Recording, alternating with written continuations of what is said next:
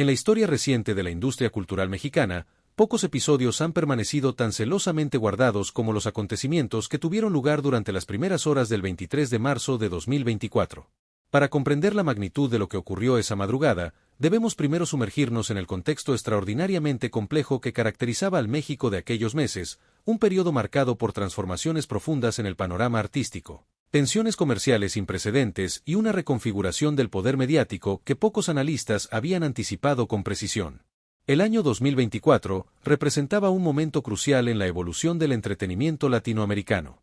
Después de décadas de dominación televisiva tradicional, las plataformas digitales habían consolidado su hegemonía absoluta sobre el consumo cultural de las masas. Los algoritmos decidían ahora quién alcanzaba la fama y quién caía en el olvido con una crueldad matemática que superaba cualquier capricho editorial del pasado. En este ecosistema despiadado, dos figuras habían emergido como símbolos de generaciones distintas, de filosofías artísticas opuestas, de estrategias de supervivencia radicalmente diferentes en un mercado que no perdonaba errores. Hassan Emilio Cabán de Laija, conocido mundialmente como Peso Pluma, representaba la nueva guardia.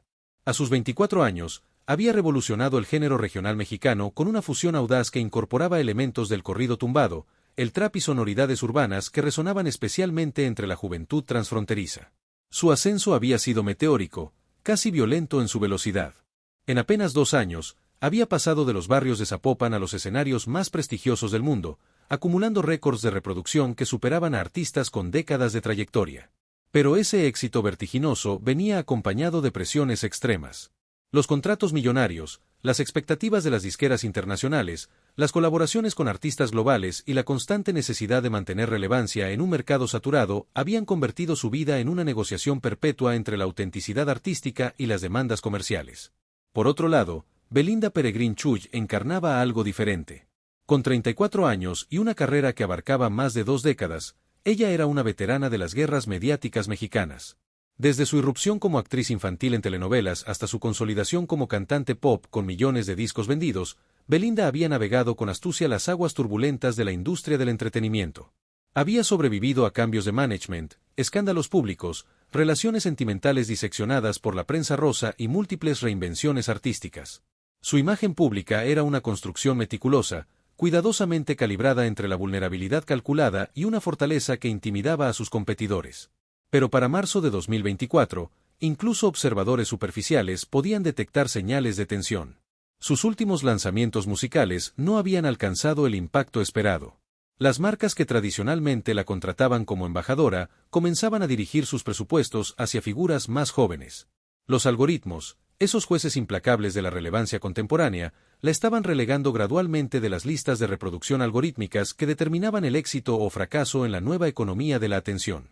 Los meses previos al incidente habían estado marcados por una serie de acontecimientos que, retrospectivamente, adquieren una coherencia casi profética. En enero de ese año, durante los Latin Grammy celebrados en Sevilla, ambos artistas habían coincidido brevemente en una recepción privada organizada por Sony Music. Testigos presenciales, cuyos nombres permanecen protegidos en este archivo, describieron un intercambio cordial pero tenso.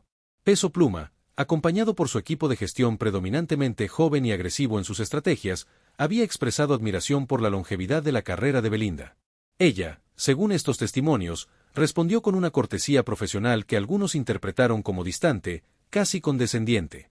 Esa breve conversación, que no duró más de 7 minutos, fue fotografiada desde múltiples ángulos por el personal de relaciones públicas presente, pero curiosamente, ninguna de esas imágenes fue autorizada para publicación.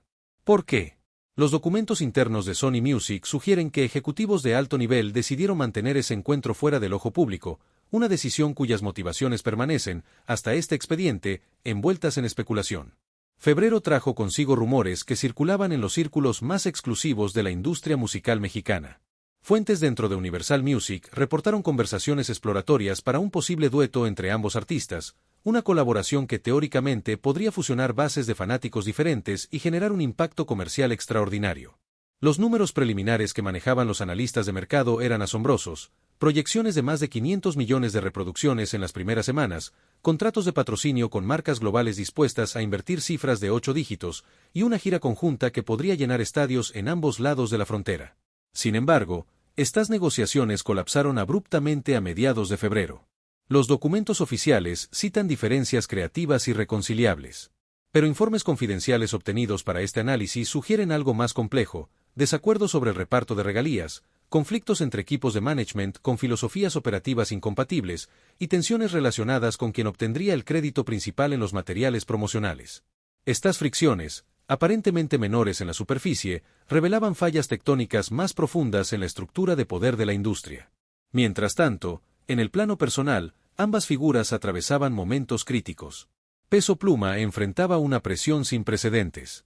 Su tercer álbum de estudio estaba programado para lanzarse en mayo, y las expectativas eran estratosféricas. Sony Music había invertido recursos masivos en producción, distribución global y una campaña de marketing que abarcaba desde vallas publicitarias en Times Square hasta patrocinios de contenido con creadores de TikTok que sumaban colectivamente más de 200 millones de seguidores. Cualquier fallo, cualquier señal de debilidad comercial, podría interpretarse como el principio del fin de su reinado en la cima.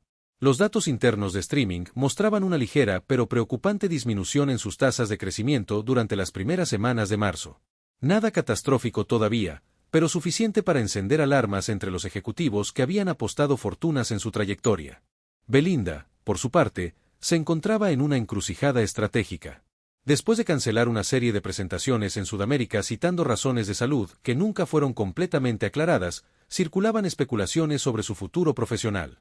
Su contrato con Universal estaba próximo a vencer, y las renovaciones no parecían ser prioritarias para la disquera, más interesada ahora en invertir en artistas emergentes con demografías más jóvenes. Documentos filtrados de reuniones internas de Universal Music Latin sugieren que algunos ejecutivos consideraban su marca como valiosa pero en declive, requiriendo una reinvención radical que ella parecía resistir. Había rechazado múltiples propuestas para modificar su sonido hacia géneros urbanos más comerciales, insistiendo en mantener una dirección artística que, francamente, el mercado ya no premiaba con la misma generosidad. Su equipo de gestión, compuesto por veteranos de la industria con décadas de experiencia, parecía cada vez más desconectado de las realidades brutales del streaming y la viralidad algorítmica. Es en este contexto de tensiones latentes, ambiciones en colisión y presiones comerciales extremas donde debemos situar los acontecimientos de aquella madrugada del 23 de marzo. Las horas previas habían transcurrido con aparente normalidad. Peso Pluma había participado en una sesión de grabación en un estudio privado de Los Ángeles, trabajando en colaboraciones con productores estadounidenses para su próximo álbum. Los registros de entrada y salida del estudio lo sitúan allí hasta aproximadamente la medianoche, hora del Pacífico. Belinda, según su agenda pública, había asistido a un evento de moda en la Ciudad de México, apareciendo en fotografías oficiales hasta las 11 de la noche, hora del centro. Ambos, aparentemente, seguían las trayectorias paralelas pero separadas que habían definido sus carreras durante los meses anteriores. Lo que ninguno de los dos podía anticipar era que, en algún lugar de los servidores de una plataforma de streaming cuyo nombre permanece protegido en este archivo, un algoritmo de análisis predictivo había comenzado a detectar patrones extraordinariamente inusuales. Los sistemas de inteligencia artificial que estas plataformas utilizan para predecir tendencias y optimizar recomendaciones habían identificado una correlación estadística sorprendente. Las audiencias que escuchaban compulsivamente a Peso Pluma mostraban, en sus historiales de navegación más antiguos, un patrón consistente de consumo previo de contenido relacionado con Belinda. No se trataba de una superposición menor. Los datos sugerían que aproximadamente el 42% de los fanáticos más dedicados de Peso Pluma habían sido, en algún momento de su adolescencia o juventud temprana, consumidores regulares de la música y contenido mediático de Belinda. Esta información, ordinariamente enterrada en terabytes de datos analíticos, fue extraída y destacada por razones que permanecen poco claras, aunque algunos teóricos sugieren que ejecutivos de la plataforma buscaban identificar oportunidades de colaboración de alto valor comercial. El informe algorítmico fue compartido discretamente con contactos en varias disqueras importantes durante la tarde del 22 de marzo. Para las 10 de la noche, copias no autorizadas de ese análisis circulaban ya entre managers, productores y agentes de talentos en todo el ecosistema musical latinoamericano. El contenido era explosivo, no solo revelaba esta conexión demográfica inesperada, sino que incluía proyecciones financieras sobre lo que una colaboración estratégica entre ambos artistas podría generar si se ejecutaba correctamente. Las cifras eran mareantes. Estimaciones conservadoras hablaban de ingresos potenciales superiores a los $30 millones en el primer año, considerando streaming, descargas, presentaciones en vivo, merchandising y acuerdos de patrocinio. Pero el informe también incluía una advertencia crítica: la ventana de oportunidad era extremadamente limitada. Los ciclos de atención en la era digital son despiadadamente breves, y los datos sugerían que esta sincronicidad demográfica podría desvanecerse en cuestión de meses si no se capitalizaba inmediatamente. Fue aproximadamente a las 2:47 de la madrugada, hora del Pacífico, cuando el teléfono personal de Hassan Emilio Cabán de Laija emitió una notificación que cambiaría el curso de los acontecimientos. Uno de sus managers más cercanos, cuya identidad protegemos en este archivo bajo el código JRM, le había enviado el informe completo junto con un mensaje que, según transcripciones recuperadas posteriormente, decía textualmente: «Necesitas ver esto ahora. Esto cambia todo. Ella es la clave que no habíamos visto». Durante los siguientes 11 minutos, Peso Pluma estudió el documento en la pantalla de su dispositivo móvil. Testigos presenciales que estaban con él esa madrugada en su residencia de Los Ángeles describen una transformación visible en su expresión facial. La fatiga de una sesión de grabación extensa fue reemplazada por una intensidad casi maniática. Comenzó a caminar en círculos por la habitación, murmurando cálculos y escenarios. Solicitó llamadas telefónicas urgentes con 2 miembros adicionales de su equipo de gestión, conversaciones que se extendieron hasta aproximadamente las 2:58 de la madrugada. Lo que ocurrió a continuación ha sido reconstruido mediante el análisis forense de registros telefónicos, testimonios de personas cercanas a ambos artistas y documentos internos de las empresas involucradas. A las 3:02 de la madrugada, hora del Pacífico, lo que equivale a las 5:02 en la Ciudad de México, Hassan Emilio Cabán de Laija realizó una llamada directa al número privado de Belinda Peregrín Chuy. La existencia de este número en su dispositivo es en sí misma reveladora, sugiriendo canales de comunicación previamente establecidos que nunca fueron públicamente reconocidos. La llamada fue respondida después de 7 tonos, un detalle que algunos analistas interpretan como indicativo de sorpresa o deliberación antes de contestar.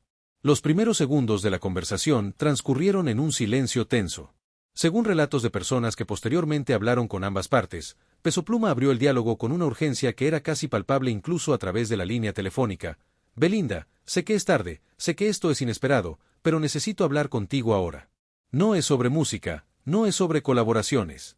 Es sobre algo que acaba de llegar a mis manos y que cambia completamente cómo veo esto, cómo te veo a ti, cómo veo todo lo que ambos estamos haciendo». La respuesta de ella, si nos atenemos a las versiones reconstruidas, fue inicialmente cautelosa: «Hassan, son las 5 de la mañana. ¿Qué puede ser tan urgente que no puede esperar a una hora razonable?». Pero había algo en el tono de su voz, una mezcla de curiosidad e inquietud, que sugería que ella también sentía que esta llamada representaba algo más significativo que un simple impulso nocturno. Durante los siguientes 17 minutos, una conversación extraordinaria se desarrolló entre dos figuras que, hasta ese momento, habían existido en órbitas profesionales separadas. Peso Pluma explicó el descubrimiento del informe algorítmico, pero lo hizo de una manera que trascendía los meros datos comerciales. Habló sobre la presión que ambos enfrentaban, sobre cómo el sistema los estaba consumiendo de maneras diferentes pero igualmente destructivas. Describió su propia sensación de ser una mercancía, un activo financiero optimizado por algoritmos que no entendían ni valoraban la dimensión humana de la creación artística. Reconoció, con una vulnerabilidad que aparentemente sorprendió a Belinda, que temía estar repitiéndose creativamente, atrapado en una fórmula exitosa que comenzaba a sentirse como una prisión dorada. La respuesta de Belinda, según estas reconstrucciones, fue inicialmente defensiva. Interpretó las palabras de Peso Pluma como una propuesta comercial disfrazada de introspección filosófica, un intento más de usar su marca establecida para impulsar su propio proyecto. Pero él persistió, presionando más allá de las consideraciones transaccionales: «No te estoy pidiendo que hagas un dueto conmigo porque los números digan que funcionará. Te estoy diciendo que acabo de descubrir que la gente que me escucha a mí, que creen que representó algo nuevo y revolucionario, en realidad crecieron contigo. Tú fuiste su punto de referencia emocional cuando eran jóvenes. Y eso significa que todo lo que estoy haciendo, todo lo que creo que estoy construyendo, está de alguna manera conectado con lo que tú construiste primero. Y si eso es verdad, entonces ambos estamos siendo explotados por un sistema que nos mantiene separados precisamente porque juntos seríamos demasiado poderosos, demasiado conscientes de cómo funciona realmente esta maquinaria». Este argumento, esta visión de una manipulación sistémica que beneficiaba de mantener a los artistas fragmentados y compitiendo en lugar de colaborando desde posiciones de fuerza, resonó de manera inesperada con Belinda. Durante los años recientes, ella había comenzado a desarrollar una conciencia crítica sobre las dinámicas de poder en la industria, particularmente sobre cómo las mujeres con carreras longevas eran sistemáticamente devaluadas y reemplazadas por nuevas generaciones en un ciclo que beneficiaba económicamente a las corporaciones pero destruía el poder de negociación individual de las artistas. La conversación se transformó entonces de un intercambio transaccional potencial a algo más profundo, un reconocimiento mutuo de estar atrapados en estructuras que los explotaban de maneras diferentes pero complementarias. A las 3:23 de la madrugada, Belinda tomó una decisión que alteraría irrevocablemente la trayectoria de los acontecimientos. Informó a Peso Pluma que tenía en su posesión documentos confidenciales, obtenidos durante negociaciones contractuales previas, que revelaban estrategias deliberadas de las grandes disqueras para impedir ciertas colaboraciones entre artistas que podrían desplazar demasiado poder de negociación hacia los creadores y alejarlo de las corporaciones. Estos documentos, cuya existencia había guardado celosamente durante meses, contenían comunicaciones internas que evidenciaban cómo ejecutivos de alto nivel habían saboteado activamente intentos de colaboración entre artistas establecidos y emergentes cuando tales alianzas amenazaban con crear bloques de poder artístico independiente. La decisión de revelar esta información a Peso Pluma en ese momento, bajo esas circunstancias, representaba un acto de confianza extraordinario, pero también algo más calculado. Ella reconocía que él tenía el capital social y la relevancia mediática actual para hacer que esa información fuera imposible de ignorar si decidía hacerla pública. Lo que Belinda propuso a continuación fue audaz hasta el punto de la temeridad. Sugirió que ambos se reunieran personalmente dentro de las siguientes 36 horas, en una ubicación neutral fuera de México y Estados Unidos, para estudiar conjuntamente esos documentos y desarrollar una estrategia coordinada. No se trataba simplemente de planear una colaboración musical, sino de algo más ambicioso y potencialmente destructivo para el statu quo de la industria. Una alianza que expusiera públicamente las prácticas manipulativas de las corporaciones mientras simultáneamente lanzaban un proyecto conjunto que demostrara el poder de los artistas actuando desde una posición de conocimiento y coordinación en lugar de competencia y fragmentación. Peso Pluma, según todos los indicios, experimentó un momento de genuina duda. La propuesta era seductora pero extraordinariamente arriesgada. Desafiar abiertamente a Sony Music, la corporación que había invertido decenas de millones de dólares en su carrera, podría resultar en consecuencias contractuales devastadoras, demandas legales que se extenderían durante años, y la posible destrucción de su acceso a la maquinaria de distribución y promoción que había construido su éxito.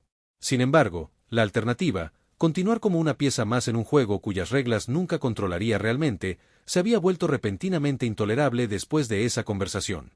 A las 3:31 de la madrugada, después de consultar brevemente con su manager JRM en una llamada paralela que duró exactamente 2 minutos y 43 segundos, Peso Pluma aceptó la propuesta de Belinda. Los acontecimientos que siguieron a esa decisión se desarrollaron con una velocidad vertiginosa. A las 4 de la madrugada, hora del Pacífico, Peso Pluma había reservado vuelos privados para él y 2 miembros cruciales de su equipo de gestión con destino a Panamá, una jurisdicción neutral elegida por su infraestructura de reuniones confidenciales y su legislación favorable para discusiones comerciales sensibles. Simultáneamente, en la Ciudad de México, Belinda iniciaba una serie de llamadas codificadas a su propio equipo, utilizando un protocolo de comunicación segura que había establecido meses antes cuando comenzó a sospechar vigilancia corporativa de sus comunicaciones. A las 5:15 de la mañana, su abogado personal, especializado en derecho contractual y propiedad intelectual, había sido despertado y puesto al tanto de la situación general, aunque no de todos los detalles específicos. Pero aquí es donde la narrativa toma un giro inesperado, un elemento que transforma este episodio de una simple negociación secreta a algo más complejo y ambiguo. A las 6:32 de la mañana, hora del centro de México, un ejecutivo senior de Universal Music Latin recibió una llamada de un contacto interno dentro del equipo de Belinda. La identidad de este informante nunca ha sido confirmada públicamente y representa uno de los misterios más persistentes de todo el episodio. Esta llamada alertó a Universal sobre la reunión planeada en Panamá y, más críticamente, sobre la existencia de los documentos confidenciales que Belinda poseía. La respuesta de Universal fue inmediata y multidimensional. Equipos legales fueron movilizados. Llamadas urgentes se realizaron a contrapartes en Sony Music. En cuestión de horas, las dos corporaciones que habitualmente competían ferozmente por artistas y cuota de mercado, estaban coordinando una respuesta conjunta a lo que percibían como una amenaza existencial a sus modelos de negocio establecidos. A las 8:45 de la mañana, mientras Peso Pluma se encontraba en tránsito hacia el aeropuerto de Van Nuys para abordar su vuelo privado, recibió una llamada directa del CEO de Sony Music Latin. La conversación, descrita posteriormente por personas cercanas a Peso Pluma como la más intimidante de su vida, combinaba amenazas veladas sobre consecuencias contractuales con promesas tentadoras sobre nuevas inversiones y oportunidades y reconsideraba sus planes. Le recordaron cláusulas específicas de su contrato que otorgaban a Sony Music control creativo sobre colaboraciones y la capacidad de bloquear asociaciones que la compañía considerara perjudiciales para la marca del artista. La presión psicológica era inmensa, diseñada para quebrar su resolución antes de que la situación escalara más allá del control corporativo. Simultáneamente, Belinda enfrentaba su propia ofensiva. A las 9:05 de la mañana, hora de la Ciudad de México, dos abogados de Universal Music aparecieron sin previo aviso en su residencia, exigiendo una reunión inmediata. El tono era cordial en superficie, pero el mensaje era inequívoco. La posesión de documentos corporativos confidenciales constituía potencialmente una violación de acuerdos de confidencialidad firmados durante negociaciones contractuales previas. Dependiendo de cómo procediera, podría enfrentar acciones legales no solo por parte de Universal, sino de un consorcio de empresas involucradas en esos documentos. Las demandas potenciales podrían alcanzar cifras de 8 dígitos, destruyendo financieramente incluso a alguien con los recursos de Belinda. Lo que ninguna de las corporaciones anticipó fue la reacción de Belinda a esta presión. En lugar de retroceder, como habían calculado los ejecutivos, ella hizo algo extraordinario que reveló dimensiones de su carácter que pocos habían sospechado. A las 9:40 de la mañana, informó a los abogados de Universal que había tomado medidas preventivas. Copias encriptadas de los documentos en cuestión ya habían sido distribuidas a múltiples contactos de confianza con instrucciones específicas de hacerlas públicas automáticamente si ella no confirmaba su seguridad en intervalos regulares. Este sistema de seguridad, típicamente asociado con denunciantes y periodistas de investigación en situaciones de alto riesgo, transformaba la dinámica completamente. Cualquier acción legal agresiva contra ella ahora garantizaría la exposición pública de precisamente la información que las corporaciones desesperadamente querían mantener oculta. Esta revelación provocó pánico en los niveles ejecutivos más altos de ambas compañías. Entre las 10 y las 11 de la mañana, se realizó una serie de llamadas de emergencia entre CEOs, directores legales y especialistas en gestión de crisis. El consenso emergente era alarmante. Habían subestimado gravemente la sofisticación estratégica de Belinda y, por extensión, la seriedad de la amenaza que representaba esta alianza inesperada entre ella y Peso Pluma. Las opciones disponibles se reducían rápidamente. Podían intentar desacreditar los documentos como fabricaciones, pero eso requeriría admitir implícitamente conocimiento de su contenido. Podían buscar órdenes judiciales para prevenir su publicación, pero en la era de las redes sociales y la distribución descentralizada de información, tales esfuerzos serían probablemente inútiles y solo amplificarían el interés público en el asunto. Mientras estas maquinarias corporativas se movilizaban con creciente desesperación, Peso Pluma y Belinda finalmente se encontraban cara a cara en una suite privada del Hotel Bristol de Panamá a las 2:15 de la tarde, hora local. El encuentro, según las pocas personas presentes que posteriormente han hablado del asunto bajo garantías de anonimato, fue tenso inicialmente. Ambos eran conscientes de que habían cruzado un punto de no retorno. Las llamadas intimidatorias de esa mañana habían dejado claro que las corporaciones los consideraban ahora adversarios activos, no simplemente artistas difíciles. Durante las primeras horas, trabajaron meticulosamente a través de los documentos que Belinda había traído consigo, verificando su autenticidad y discutiendo las implicaciones de cada revelación. Lo que esos documentos contenían era, en muchos sentidos, una confirmación sistemática de sospechas que habían circulado durante años en la industria pero nunca habían sido probadas definitivamente.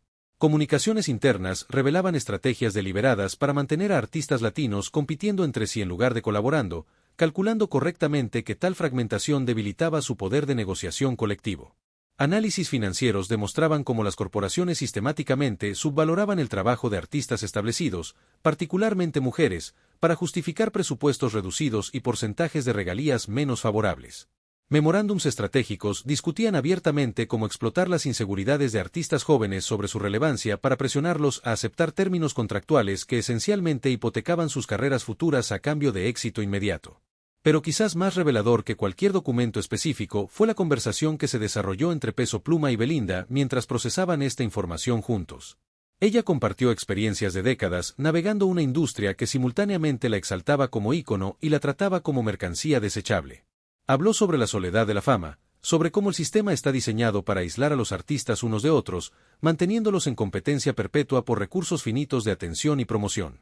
Peso Pluma, a su vez, expresó su creciente horror al reconocer que el mismo sistema que lo había elevado a alturas extraordinarias en tiempo récord también estaba diseñado para eventualmente descartarlo con la misma eficiencia cuando sus números de streaming inevitablemente declinaran.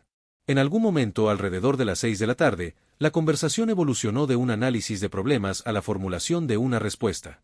Las opciones eran esencialmente tres. Primero, podrían retroceder, buscar reconciliación con las corporaciones y continuar sus carreras bajo los términos existentes, ahora con el conocimiento amargo de exactamente cómo funcionaba el sistema. Segundo, podrían hacer públicos los documentos y declarar una guerra abierta contra las compañías disqueras, un camino que casi ciertamente destruiría sus carreras convencionales, pero podría establecer un precedente importante para futuras generaciones de artistas. Tercero, y esta era la opción más compleja, podrían usar el conocimiento y la amenaza implícita de exposición como apalancamiento para renegociar fundamentalmente los términos de sus relaciones con las corporaciones, estableciendo nuevos precedentes contractuales que redistribuyeran poder de manera más equitativa. La decisión que tomaron, y esto es crucial para entender el significado histórico de este episodio, no fue ninguna de las tres opciones en su forma pura. En cambio, desarrollaron una estrategia híbrida de extraordinaria sofisticación. Propondrían públicamente una colaboración musical entre ambos, presentándola como una unión creativa celebratoria que fusionaba generaciones y estilos. Esta narrativa oficial satisfaría las expectativas públicas y permitiría a las corporaciones salvar la cara. Sin embargo, las negociaciones contractuales detrás de esa colaboración establecerían nuevos precedentes: control creativo completo para los artistas, reparto equitativo de regalías sin las deducciones estándar que típicamente favorecían abrumadoramente a las compañías, derechos de veto sobre uso de su música en publicidad, y cláusulas que garantizaban transparencia en la contabilidad de ingresos por streaming. Las corporaciones podían aceptar estos términos y participar en lo que prometía ser un proyecto masivamente rentable, o podrían rechazarlos y arriesgarse a que toda la información sobre sus prácticas manipulativas se hiciera pública, enfrentando no solo daño reputacional sino potencialmente investigaciones regulatorias sobre prácticas comerciales anticompetitivas. Era, esencialmente, un ejercicio magistral de teoría de juegos aplicada a negociación de poder en la industria del entretenimiento. A las 8:47 de la noche del 23 de marzo, Belinda realizó una serie de llamadas coordinadas a ejecutivos clave en Sony Music y Universal Music, presentando formalmente esta propuesta. Las respuestas iniciales fueron de shock y resistencia. Ningún artista, sin importar su estatura, había exigido previamente tal nivel de control y transparencia. Acceder a estas demandas establecería precedentes que potencialmente costarían a la industria cientos de millones de dólares en los años subsiguientes a medida que otros artistas exigieran términos similares. Pero la alternativa, la exposición pública de las prácticas documentadas en los archivos de Belinda, era aún menos tolerable. Durante las siguientes 48 horas, se desarrolló una de las negociaciones más intensas en la historia reciente de la industria musical latinoamericana, conducida en absoluto secreto mientras el mundo exterior permanecía completamente ajeno a la transformación fundamental que estaba ocurriendo en las estructuras de poder del entretenimiento. Los equipos legales de ambas corporaciones trabajaron prácticamente sin dormir, analizando cada cláusula propuesta, calculando precedentes legales, evaluando riesgos financieros. Simultáneamente, especialistas en relaciones públicas desarrollaban narrativas alternativas que podrían implementarse dependiendo del resultado de las negociaciones. Si llegaban a un acuerdo, la historia oficial sería la de una colaboración visionaria que unía generaciones. Si las negociaciones colapsaban, tenían preparadas campañas de desprestigio contra ambos artistas, cuestionando su profesionalismo, filtrando información personal comprometedora, movilizando influencers y medios aliados para construir una narrativa de artistas difíciles y egoístas que ponían sus caprichos por encima de sus responsabilidades contractuales. El punto de quiebre llegó en la madrugada del 25 de marzo. Después de 36 horas de impas, con las corporaciones insistiendo en que las demandas eran completamente inaceptables, Belinda ejecutó una maniobra que demostró una comprensión profunda de la psicología corporativa. No amenazó con liberar todos los documentos inmediatamente. En cambio, filtró estratégicamente un único memorándum, cuidadosamente seleccionado, a un periodista de investigación de Bloomberg que había estado cubriendo irregularidades en la industria musical. El documento, publicado como una exclusiva menor en la sección de negocios del sitio web, detallaba cómo ejecutivos de una disquera importante, sin nombrarla específicamente, habían manipulado datos de streaming para justificar reducciones en pagos de regalías a artistas latinos. La publicación causó una conmoción moderada en círculos especializados, suficiente para demostrar que Belinda hablaba en serio, pero no tan explosiva como para quemar todos los puentes. Fue una señal perfectamente calibrada. Esto era solo una pequeña muestra de lo que podría revelarse. Las corporaciones, enfrentadas ahora con evidencia tangible de que sus amenazas no intimidarían a Belinda, recalcularon sus posiciones. A las 3 de la tarde del 25 de marzo, Sony Music y Universal Music aceptaron reunirse simultáneamente con representantes de ambos artistas en una videoconferencia segura. La reunión duró 7 horas. Los detalles específicos permanecen protegidos por acuerdos de confidencialidad que sobreviven hasta el presente, pero fuentes cercanas a las negociaciones describen un proceso brutal de toma y daca. Las corporaciones accedieron a aproximadamente el 65% de las demandas originales de los artistas, un porcentaje sin precedentes en la industria. Obtuvieron control creativo casi total sobre la colaboración, con las compañías limitadas a roles consultivos. El reparto de regalías se estructuró de manera radicalmente más favorable a los artistas, aunque las corporaciones lograron mantener ciertos porcentajes relacionados con costos de distribución y marketing. Quizás más significativamente, se acordaron cláusulas de transparencia que requerían auditorías independientes trimestrales de los ingresos por streaming, un nivel de supervisión que las disqueras habían resistido fervientemente durante décadas. A cambio, Peso Pluma y Belinda acordaron no publicar los documentos restantes y firmar acuerdos de no disparagement que les impedían criticar públicamente a las corporaciones durante los próximos 5 años. También accedieron a participar en una campaña promocional masiva para la colaboración, prestando sus imágenes y reputaciones para maximizar el retorno de inversión para las compañías. Era, en esencia, un compromiso donde ninguna parte obtenía todo lo que quería, pero todas evitaban el escenario catastrófico de guerra mutua asegurada. El anuncio público de la colaboración llegó el 29 de marzo, apenas 6 días después de aquella llamada inicial a las 3 de la madrugada. Las redes sociales explotaron con especulación y entusiasmo. Los fanáticos de ambos artistas, completamente ajenos al drama que había transcurrido detrás de escena, celebraban lo que percibían como una unión creativa inesperada pero emocionante. Los medios de entretenimiento publicaron artículos analizando la importancia cultural de esta fusión generacional. Nadie, excepto un círculo extremadamente limitado de personas directamente involucradas, conocía la verdadera naturaleza de lo que había ocurrido, no una colaboración nacida de inspiración artística espontánea, sino el resultado de una negociación de poder que había redefinido, al menos marginalmente, las reglas del juego en la industria musical. La canción resultante, cuyo título y contenido fueron desarrollados durante las semanas subsiguientes, se lanzó en junio de 2024. Comercialmente, fue exactamente el éxito masivo que los análisis algorítmicos habían predicho, superó los 500 millones de reproducciones en sus primeras 3 semanas, dominó las listas de popularidad en 18 países y generó contratos de patrocinio con 3 marcas globales importantes. Los videos detrás de cámaras mostraban a Peso Pluma y Belinda trabajando con aparente armonía, riendo en las sesiones de grabación, expresando admiración mutua en entrevistas. La narrativa pública era impecable, una celebración de talento colaborativo trascendiendo generaciones. Pero para aquellos que conocían la historia completa, cada entrevista, cada presentación en vivo, cada publicación en redes sociales, contenía un subtexto completamente diferente. Cuando Belinda hablaba sobre la importancia de que los artistas se apoyaran mutuamente, no estaba simplemente haciendo declaraciones genéricas sobre solidaridad profesional, estaba aludiendo veladamente a las batallas reales que habían librado contra sistemas corporativos que beneficiaban de la fragmentación y competencia. Cuando Peso Pluma mencionaba haber aprendido sobre la industria de artistas con más experiencia, no era adulación vacía, era reconocimiento genuino de cómo Belinda le había revelado las estructuras de poder que habían permanecido invisibles para él hasta esa madrugada del 23 de marzo. Los efectos de este episodio se extendieron mucho más allá de la colaboración específica entre estos dos artistas. Durante los meses subsiguientes, otros artistas latinos de alto perfil comenzaron a renegociar sus contratos con renovada agresividad, exigiendo términos que previamente habrían sido considerados completamente irrealistas. Aunque ninguno obtuvo exactamente las mismas concesiones que Peso Pluma y Belinda habían logrado, el hecho de que tales términos fueran ahora parte del discurso de negociación representaba un cambio fundamental. Las corporaciones, conscientes de que el precedente había sido establecido, fueron forzadas a hacer concesiones incrementales que, colectivamente, redistribuyeron millones de dólares de las arcas corporativas hacia los artistas durante el año subsiguiente. Sin embargo, sería ingenuo presentar este episodio como una victoria inequívoca de los artistas sobre las corporaciones. Las compañías disqueras son instituciones con recursos vastos y horizontes temporales largos. Durante los 2 años siguientes al incidente, implementaron estrategias más sutiles para recuperar el terreno perdido.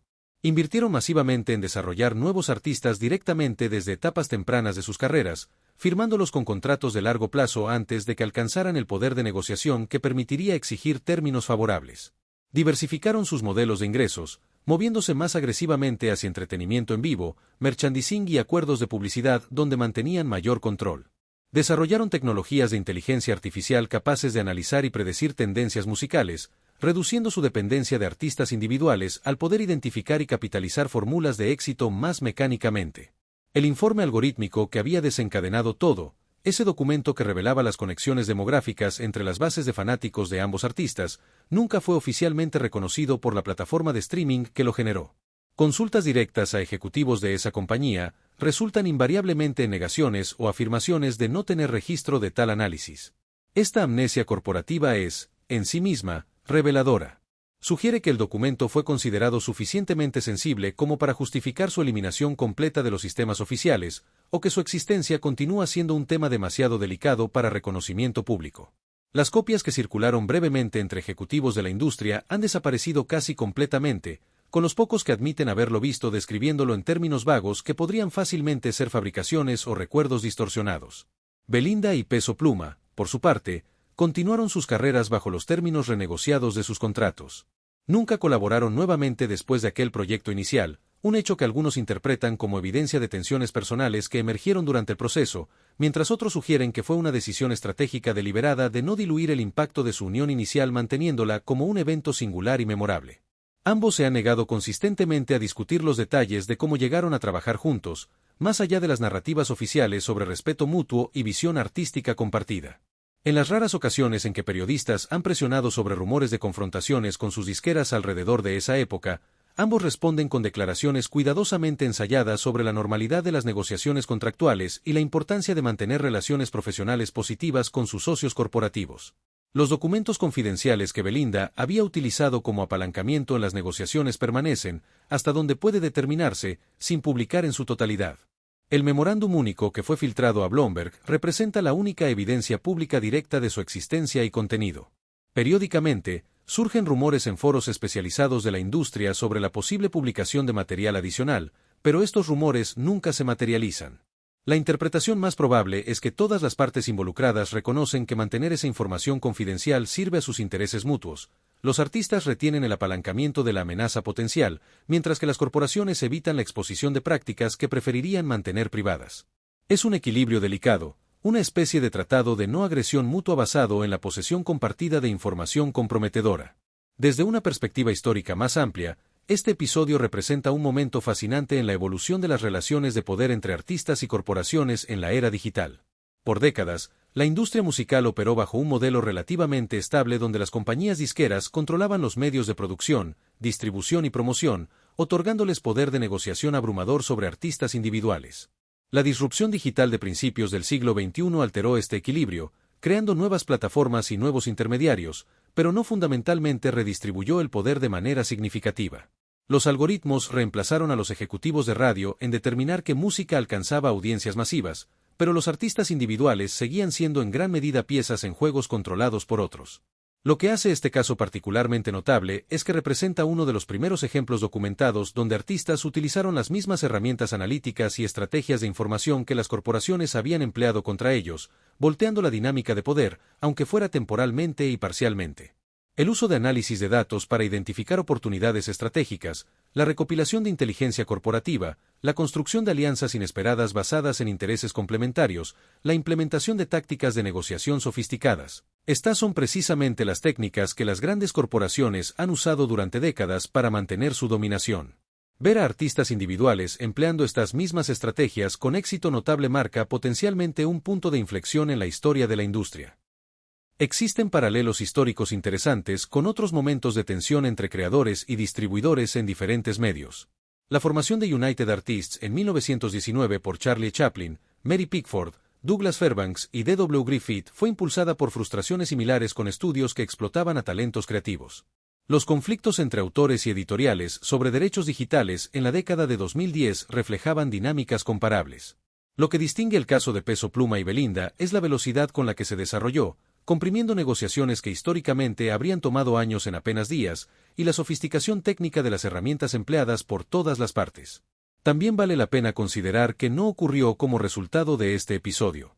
No hubo una revolución fundamental en la estructura de la industria musical. Las grandes corporaciones no colapsaron ni fueron desplazadas por modelos alternativos operados por artistas. Los términos contractuales estándar para la mayoría de los artistas no cambiaron dramáticamente. El streaming siguió operando bajo modelos económicos que muchos creadores consideran fundamentalmente injustos. En este sentido, el episodio podría interpretarse no como el comienzo de una transformación radical, sino como una válvula de escape que permitió a dos artistas específicos negociar mejores términos individuales mientras dejaba intactas las estructuras sistémicas más amplias. Algunas voces críticas dentro de la industria argumentan que episodios como este en realidad refuerzan el sistema al crear la ilusión de que el cambio es posible dentro de los marcos existentes, desincentivando esfuerzos más radicales de organización colectiva o construcción de infraestructura alternativa. Otros analistas, sin embargo, ven el episodio de manera más optimista, argumentando que pequeños desplazamientos en equilibrios de poder establecidos pueden tener efectos acumulativos significativos a largo plazo. Cada precedente establecido, cada concesión extraída de corporaciones previamente intransigentes, cada ejemplo de artistas actuando estratégicamente en sus propios intereses en lugar de aceptar pasivamente los términos que les son ofrecidos, contribuye a una transformación gradual pero real de las normas de la industria. Desde esta perspectiva, lo que ocurrió entre Peso Pluma y Belinda en marzo de 2024 no fue una revolución completa, pero sí un paso incremental importante en una dirección más equitativa. La pregunta que permanece, y que solo el tiempo puede responder definitivamente, es si este episodio representa un modelo replicable o si fue una confluencia única de circunstancias que difícilmente se repetirá. Requería la combinación de varios elementos: dos artistas con suficiente valor de mercado individual para representar amenazas creíbles a intereses corporativos, una disposición a asumir riesgos profesionales extraordinarios, acceso a información confidencial que proporcionaba apalancamiento significativo, y la capacidad de coordinar una estrategia compleja bajo presión extrema. Cualquiera de estos elementos faltando habría resultado, probablemente, en un desenlace muy diferente. La mayoría de los artistas, incluso aquellos con carreras exitosas, no poseen simultáneamente todos estos recursos y capacidades. Además, las corporaciones han aprendido de este episodio y han implementado contramedidas. Los contratos posteriores a 2024 incluyen típicamente cláusulas más restrictivas sobre confidencialidad de información corporativa, limitaciones más estrictas sobre colaboraciones no autorizadas, y mecanismos legales más robustos para responder rápidamente a amenazas percibidas de artistas problemáticos. Los equipos de gestión de crisis corporativos han desarrollado protocolos específicos para situaciones donde artistas intentan usar información privilegiada como apalancamiento en negociaciones. En cierto sentido, el éxito de Peso Pluma y Belinda ha hecho más difícil que futuros artistas repliquen su estrategia, precisamente porque las corporaciones ahora están específicamente preparadas para este tipo de maniobra. También debemos considerar el costo personal que este episodio impuso sobre los individuos involucrados. Las grabaciones de la colaboración, por exitosas que fueran comercialmente, se realizaron bajo una atmósfera de tensión extrema.